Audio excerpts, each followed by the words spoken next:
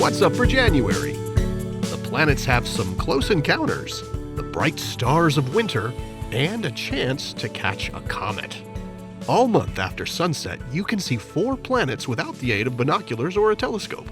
You'll find Mars in the east, Jupiter high overhead, and Saturn in the southwest with Venus. January 2nd finds the Moon and Mars high in the southeast after sunset in a lovely grouping with the Pleiades and Aldebaran.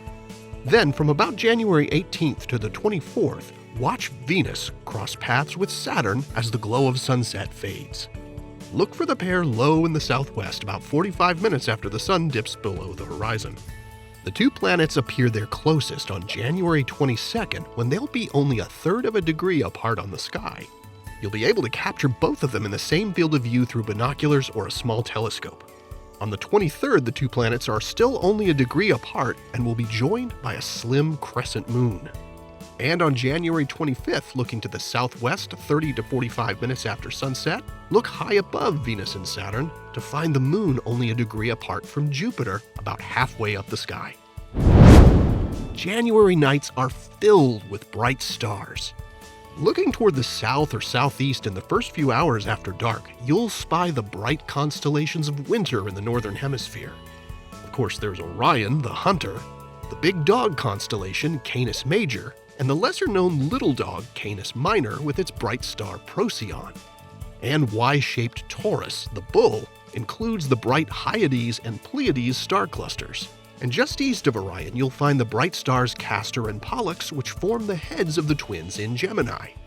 Make sure you take a moment to appreciate the beauty of the January sky, which more than meets the definition of star-studded with so much to marvel at.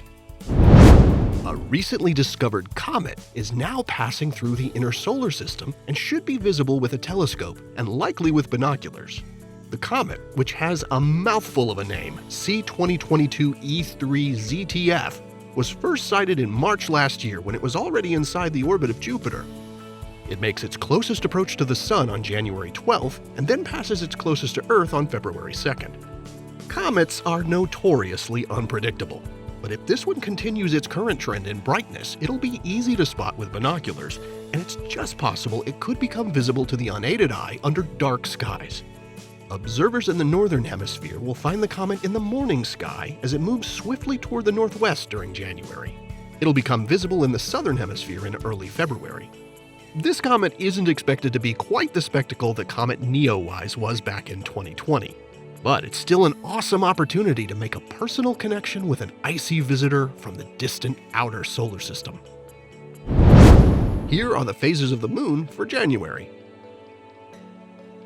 Stay up to date with all of NASA's missions to explore the solar system and beyond at nasa.gov.